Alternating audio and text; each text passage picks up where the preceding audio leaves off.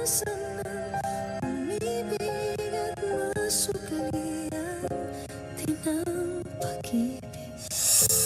Sabi nila, sagrado ang pagmamahal na nabubuo sa dalawang taong itinadhana. Para siya nagtayo ng makapal na pader sa pagitan namin. Hanap ka kaya muna ng sub. Pero paano kung may makisaling isa pa? Kanino yan? Akin. Makakaya mo bang tiisin na habang buhay kang may kahati sa puso niya? Past is past. Welcome to the family. Sa panibagong henerasyon, bit-bit pa rin ang sumpa ng nakaraan. Gia, tell me, do you like David? Oo. You should not marry. Cursed! Na ipapasa nga kaya ng ina sa anak ang pag-ibig para sa maling tao? Kapatid yung nakaratay, ang trinidor niya! Actually, hindi ko sinasadya. Patuloy ako nagmamahal sa maling tao. Love Thy Woman.